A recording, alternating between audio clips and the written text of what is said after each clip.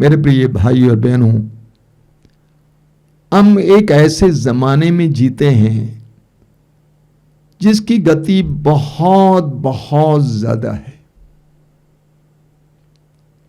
आज मनुष्य त्वरित गति के जमाने में जी रहा है।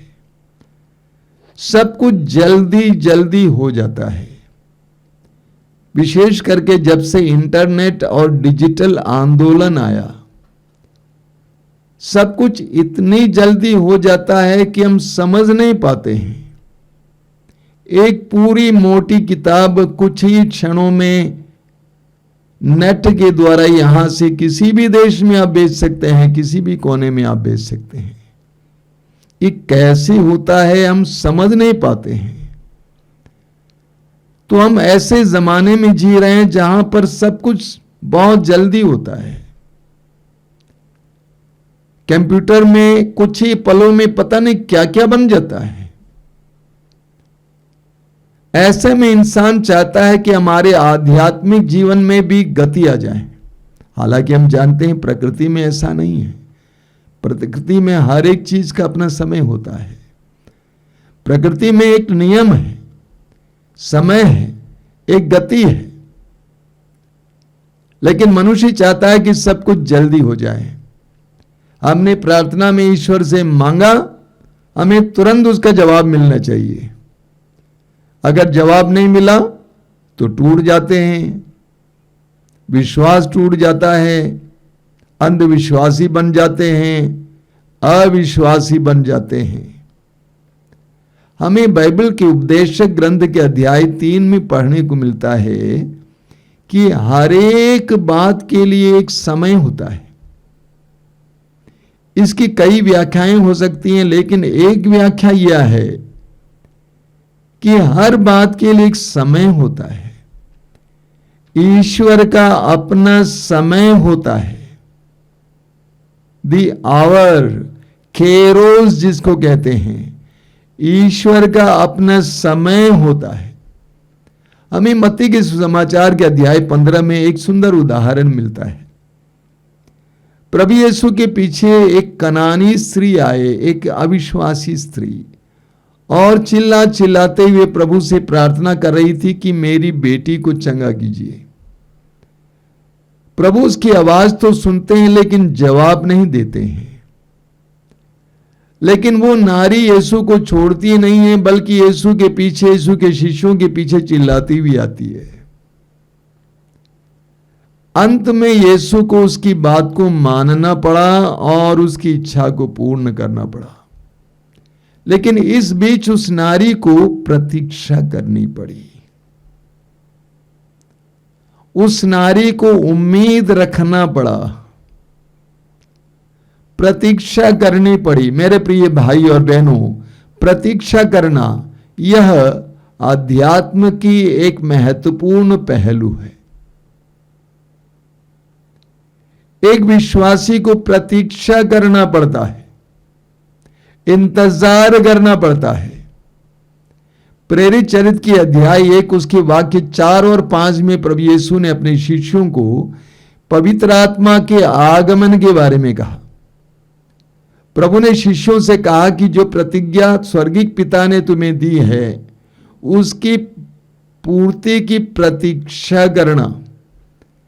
पवित्र आत्मा के लिए प्रतीक्षा करने को प्रभु यीशु अपने शिष्यों को बताते हैं। लेकिन प्रभु ने शिष्यों को यह नहीं बताया कि कितने दिन तक प्रतीक्षा करनी है। अगर किसी की प्रतीक्षा करनी है, अगर किसी के आने के समय का पता आपको चले तो आसान होता है। लेकिन जिसके आगमन के बारे में आपको पता नहीं कि कब आएगा, उसकी प्रतीक्षा करना कितना कठिन होता है। प्रभु ने शिष्यों से कहा कि पवित्र आत्मा के आगमन की प्रतीक्षा करना, लेकिन प्रभु ने यह नहीं कहा कि कितने दिन तक करना है। लेकिन शिष्य प्रभु की बात को मान गए और उन्होंने 10 दिन तक लगातार पवित्र नारियों और माता मरियम के साथ मिलकर प्रार्थना में पवित्र आत्मा की प्रतीक्षा की। और नतीजा हम जानते हैं, प्रेरित चरित्र अध्याय 2 में हम पढ़ते हैं कि पवित्र आत्मा उनके ऊपर सशक्त रूप से उतर आया। पवित्र आत्मा उनके ऊपर आग के जीवों के रूप में उतर आया और उन्हें एक नई प्राणी बना दिए। वे पूरी तरह से परिवर्तित हो गए, वे सामर्थ्यवान बन गए। उसके लिए उनको प्रतीक्षा करने की आवश्यकता थी, लेकिन दाऊद को इंतजार करना पड़ा। 16 साल की उम्र में दाऊद को राजा के रूप में सैमुएल ने अभिषेक दिया था, लेकिन दूसरे सैमुएल अध्याय 5 वाक्य 4 में हम पढ़ते हैं कि दाऊद इस्राएल का राजा तब नियुक्त हुआ, पद ग्रहण किया जब वो 30 साल का था। यानी 16-17 साल की उम्र से लेकर 30 साल की उम्र तक उसको प्रतीक्षा करनी पड़ी। अभिषेक 16 साल की उम्र में हुआ था, लेकिन बाद में 30 साल की उम्र में ही उसने राज्य पद ग्रहण किया। एक विश्वासी के जीवन में प्रतीक्षा करना एक आवश्यक बात है। इब्रानियों के पत्र के अध्याय 11 वाक्य 1 में संत पौलुस विश्वास की एक सुंदर परिभाषा बताते हैं। वो परिभाषा क्या है? पौलुस कहते हैं विश्वास उन बातों की स्थिर प्रतीक्षा है जिनकी हम आशा करते हैं, और उन बातों के अस्तित्व के बारे में दृढ़ धारणा है जिसको हम नहीं देखते हैं। पहला हिस्सा ले लेते हैं। पौलुस कहते हैं उसे विश्वास कहते हैं क्या? उन बातों की स्थिर प्रतीक्षा जिनकी हम आशा करते हैं। उन बातों की स्थिर प्रतीक्षा जिनकी हम आशा करते हैं। स्थिर प्रतीक्षा, आशा को हम टूटने नहीं देते हैं, बल्कि स्थिर प्रतीक्षा करते हैं। इब्राहिम को उदाहरण लीजिए। रोमियों के पत्र के अध्याय 4 वाक्य 18 में हम पढ़ते हैं इब्राहिम ने निराशाजनक परिस्थिति में भी आशा रखकर विश्वास किया। इब्राहिम 75 साल के थे जब वो बुलाए गए थे, लेकिन ईश्वर ने उनसे कहा कि आकाश के तारों की तरह मैं तुम्हें असंख्य संतान दूंगा, और ईश्वर की उस बात पर इब्राहिम ने विश्वास किया। जानते हैं 24 साल तक इब्राहिम ने इंतजार किया, उम्मीद रखी, प्रतीक्षा की। 24 साल के बाद यानी 100 साल की उम्र में उसको एक संतान मिली। प्रतीक्षा करना एक विश्वासी के लिए अनिवार्य है। स्तोत्रकार कहता है स्तोत्र 123 उसके वाक्य 2 में, जिस तरह दासों की आंखें स्वामी के हाथ पर टिकी रहती हैं, जिस तरह दासी की आंखें स्वामिनी के हाथों पर टिकी रहती हैं, उसी तरह जब तक प्रभु ईश्वर दया न करें, हमारी आंखें उस पर टिकी हुई हैं। स्तोत्रकार कहता है जब तक प्रभु ईश्वर हम पर दया न करें, तब तक हमारी आंखें उस पर टिकी हुई हैं। जब तक प्रभु ईश्वर हमारी बातें न सुने, हम पर दया दृष्टि न दिखाएं, तब तक हमारी आंखें उस पर टिकी हुई हैं। यह एक विश्वासी है, उसका विश्वास टूटता नहीं है, उसका ध्यान भंग नहीं होता है, उसकी आंखें ईश्वर पर टिकी रहती हैं। स्तोत्र 77 में उसके वाक्य 3 में हम पढ़ते हैं, स्तोत्र 77 उसके वाक्य 3 में, अपने संकट के दिन मैं प्रभु को खोजता हूं, दिन रात बिना थके उसके आगे हाथ पसारता हूं। स्तोत्रकार कहता है दिन रात बिना थके उसकी ओर हाथ पसारता हूं।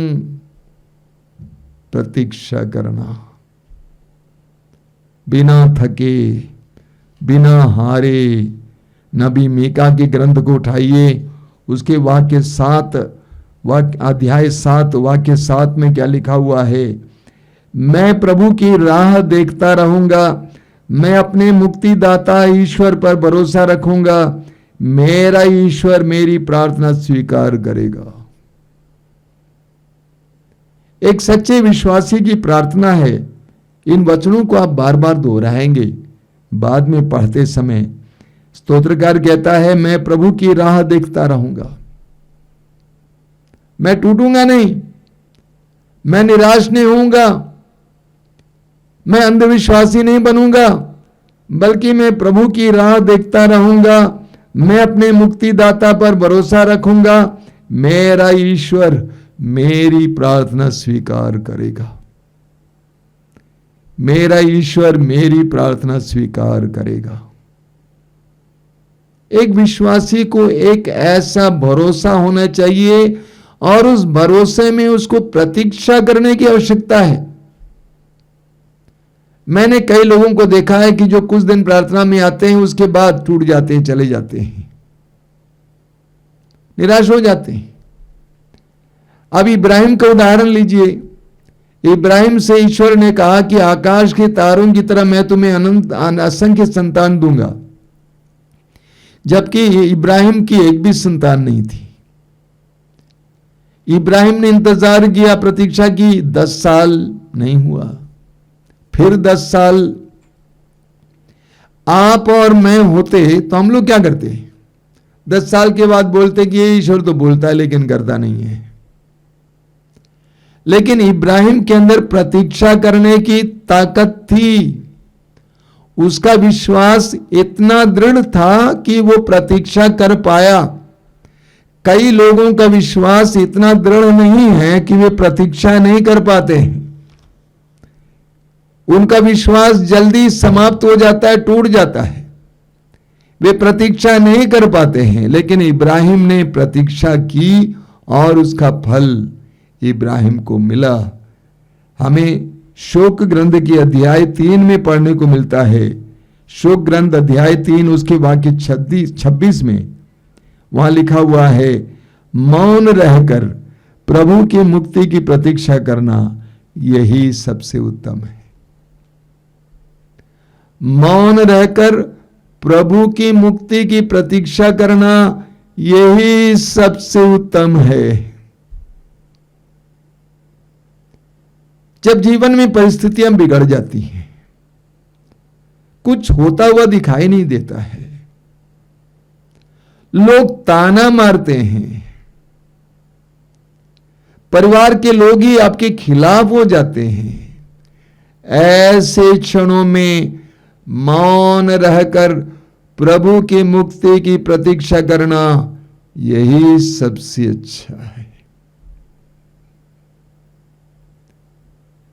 जब आपके ही जीवन में आपकी प्रार्थनाओं का फल दिखाई नहीं देता है,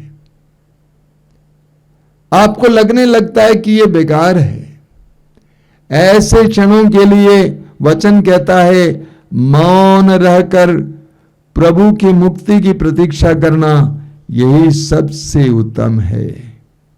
इससे बेहतर और कुछ नहीं है।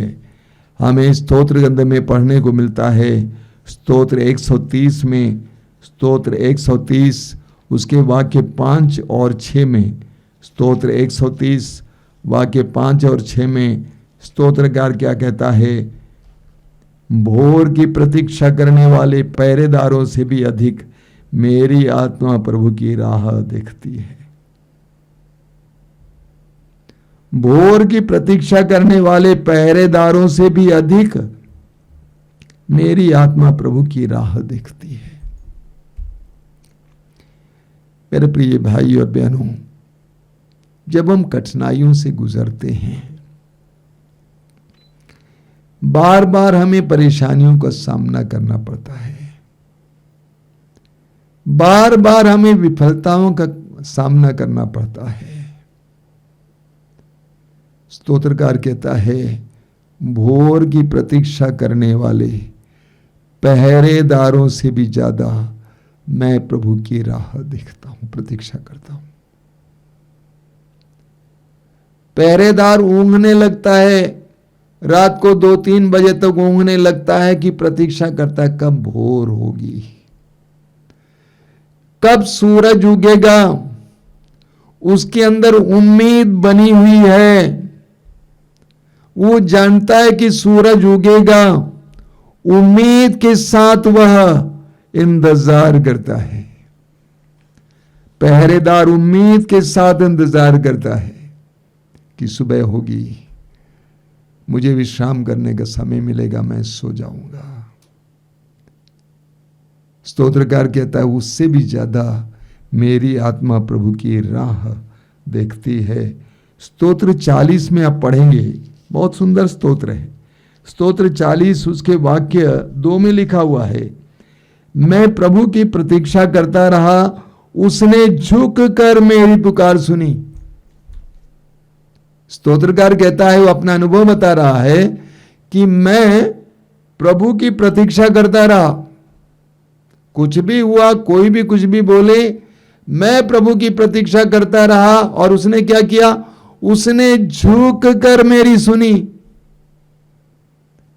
स्तोत्रकार कहता है कि मैंने अपनी प्रतीक्षा के द्वारा प्रभु को झुका दिया। इब्राहिम ने अपने विश्वास के द्वारा ईश्वर को मजबूर किया। स्तोत्रकार कहता है कि मैंने प्रभु की प्रतीक्षा की और उसने झुक कर मेरी सुनी। उसको मेरी सुनना ही पड़ा, क्योंकि मेरी प्रतीक्षा के सामने वह कुछ नहीं कर पाया। वचन में लिखा हुआ है, याकूब के पत्र में संत याकूब हमें बहुत सुंदर से सबक सिखाते हैं। अध्याय 5 उसके वाक्य 7 और 8 में याकूब कहते हैं, भाइयों प्रभु के आने तक धैर्य रखें। याकूब कहते हैं धैर्य रखें। किसान को देखें, जो खेत की कीमती फसल की बाट जो होता है उससे प्रथम और अंतिम वर्षा के आने तक धैर्य रखना पड़ता है। आप लोग भी धैर्य रखें, हिम्मत ना हारें, प्रभु का आगमन निकट है।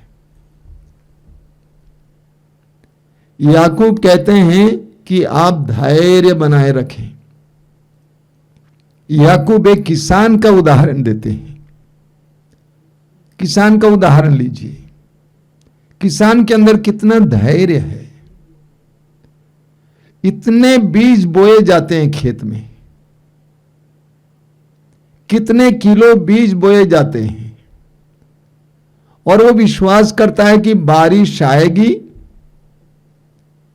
बीज पनपेंगे, उसमें से फसल होगी।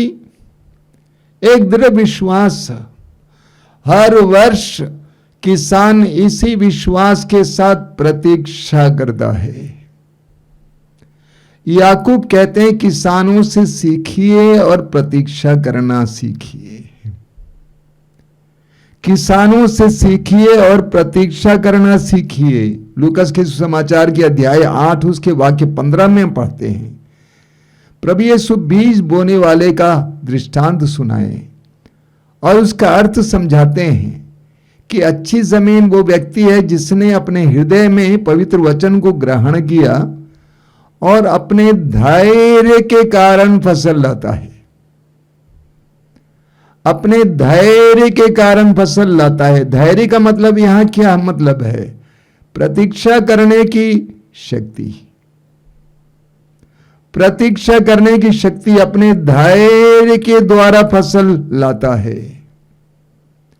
हमें यूहन्ना के सुसमाचार के अध्याय 5 में पढ़ने को मिलता है कि प्रभु यीशु यरूशलेम मंदिर के पास एक कुंड था जिसका नाम था बेतसदा। उस कुंड के पास जाते हैं और वहां पे बहुत सारे रोगी पड़े हुए थे, क्योंकि लोगों का विश्वास था कि कभी ना कभी एक फरिश्ता, एक स्वर्गदूत उस जल में उतरता था और उसके जल को हिलोर देता था, और उस समय जो रोगी पानी तक ले आ जाता और उसको छूता वो चंगा हो जाता।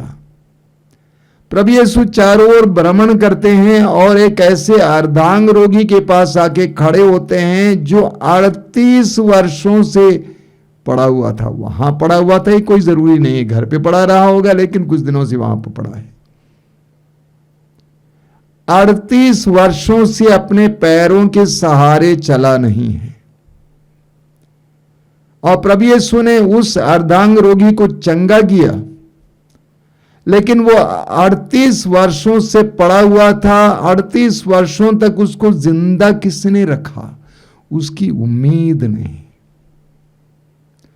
उसकी उम्मीद ने उसको जिंदा रखा कि एक दिन जरूर मैं चलूंगा, वरना वो निराश होकर बहुत जल्दी मर जाता।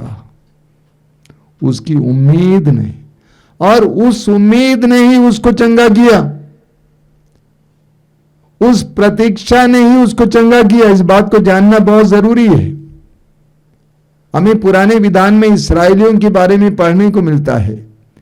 ईश्वर ने मूसा के नेतृत्व में इस्राएलियों को मिस्र देश की गुलामी से छुड़ाकर तो बाहर ले आया, लेकिन उनको लाल समुद्र पार करना था और बहुत सारी बाधाओं का सामना करना पड़ता था। और लाल समुद्र पार करते समय मिस्र के राजा अपनी सेना के साथ उनका पीछा किया। सभी लोग डर गए, घबरा गए। मूसा ने कहा चिंता मत करो। निर्गमन ग्रंथ अध्याय 14 वाक्य 14 में हम पढ़ते हैं, मूसा ने लोगों से कहा कि क्यों घबराते हो, तुम्हारा ईश्वर तुम्हारी ओर से उनसे लड़ेगा। हमारे जीवन में यह विश्वास होना जरूरी है। मैं सैकड़ों लोगों के साथ वार्तालाप करता हूं, मैंने देखा कि लोग विश्वास करते हैं, प्रार्थना करते हैं, वचन पढ़ते हैं, सर्विसेज में जाते हैं, मिस्सा में जाते हैं, रोजरी बोलते हैं, लेकिन प्रतीक्षा करने लायक विश्वास उनके अंदर नहीं है।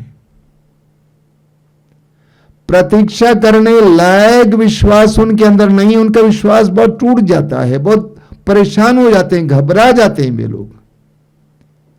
स्तोत्र 37 उसके वाक्य 7 में हमें पढ़ने को मिलता है। स्तोत्र 37 वाक्य 7, वहां पर स्तोत्रकार कहता है, प्रभु के सामने मौन रहकर उसकी प्रतीक्षा करो, जो फलता फूलता है उस पर मत झुंझलाओ और न उस मनुष्य पर जो षड्यंत्र रचता है। स्तोत्रकार कहता है कि प्रभु के सामने मौन रहकर प्रतीक्षा करो, अगल बगल में मत देखो, घबराओ मत, झुंझलाओ मत। मत्ती के समाचार के अध्याय 14 में हम पढ़ते हैं कि प्रभु यीशु की आवाज को सुनकर पेतरुस पानी पर चलकर यीशु की ओर आ रहा था। गलीलिया के झील में यीशु की ओर उसकी दृष्टि थी। तब तक वो यीशु की ओर जा रहा था, पानी पर चल रहा था, लेकिन उसकी दृष्टि दाएं बाएं लगी तो वो डूबने लगा। स्तोत्रकार कहता है, जब तुम्हारी परिस्थितियां डरावनी हैं, निराशाजनक हैं, तुम्हें बार बार विफलताएं देखने को मिलती हैं, तुम प्रभु की ओर देखो, दृष्टि प्रभु पर लगाओ और मौन रहकर प्रतीक्षा करो, झुंझलाओ मत, घबराओ मत, झुंझलाओ मत, मौन रहकर प्रतीक्षा करो। पेतरुस को सुनिए, पेतरुस का पहला पत्र उसके अध्याय 5 वाक्य 6 में पेतरुस क्या कहते हैं? पेतरुस कहते हैं, आप शक्तिशाली ईश्वर के सामने विनम्र बने रहें। आप शक्तिशाली ईश्वर के सामने विनम्र बने रहें, जिससे वो आपको उपयुक्त समय में ऊपर उठाए। एक बार और पढ़ता हूं, ध्यान से सुनिए। आप शक्तिशाली ईश्वर के सामने विनम्र बने रहें, जिससे वह आपको उपयुक्त समय पर ऊपर उठाए। आप चाहते हैं कि इसी समय हो जाए, पेतरुस कहते हैं ना, विनम्र बने रहो प्रभु के सामने। वह उपयुक्त समय पर, यानी सही समय पर तुमको ऊपर उठाएगा। हम लोग स्वयं ऊपर उठने का प्रयास करते हैं, आज ही होना चाहिए, कल ही होना चाहिए। पेतरुस कहते हैं कि आप विनम्र बनकर ईश्वर के सामने उपस्थित रहें, समय आने पर, उपयुक्त समय पर वो आपको ऊपर उठाएगा। मेरे प्रिय विश्वासी भाई और बहनों, मसीह भाई और बहनों, हमारे जीवन में विश्वास की यात्रा में प्रतीक्षा करना एक महत्वपूर्ण बात है। विश्वास के साथ प्रतीक्षा करना, विश्वस्त बनकर प्रतीक्षा करना, विश्वास के साथ प्रतीक्षा करना और विश्वस्त बनकर प्रतीक्षा करना, ईमानदार बनकर प्रतीक्षा करना। प्रकाशना ग्रंथ की अध्याय 2 वाक्य 10 में प्रभु कहते हैं, अंत तक ईमानदार बने रहो। जीवन के अंत तक ईमानदार बने रहो, बने रहो, बने रहो, मत हिलो, प्रतीक्षा बनाए रखो।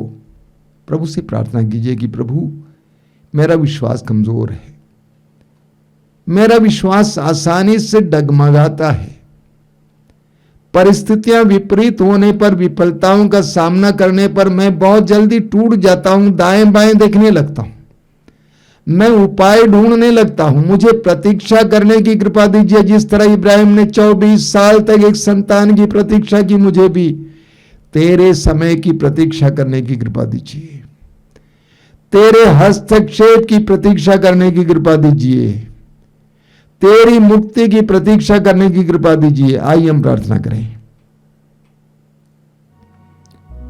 धन्यवाद देता हूं प्रभु इन पलों के लिए, तेरे पवित्र वचनों के लिए धन्यवाद देता हूं। तूने हमें सिखाया कि विश्वास में हमें प्रतीक्षा करने की आवश्यकता होती है। पूरी बाइबल में बार बार हम पढ़ते हैं प्रभु कि तू सत्य प्रतिज्ञ है, तो अपनी बात को बदलता नहीं है, तेरी प्रतिज्ञाएं बनी रहती हैं, लेकिन उन प्रतिज्ञाओं की पूर्ति की प्रतीक्षा करने की हमें कृपा दीजिए। उस अर्धांग रोगी तक की तरह जो 38 वर्षों से इंतजार में था, उम्मीद बनाए रखा था, हमें भी उम्मीद बनाए रखने की कृपा दीजिए, प्रतीक्षा करने की कृपा दीजिए। तेरे शिष्यों की तरह जिन्होंने तेरी बात को मान लिया और पवित्र आत्मा के लिए 10 दिन तक लगातार प्रार्थना में प्रतीक्षा करते रहे, उसी तरह हमें भी प्रतीक्षा करना सिखाइए।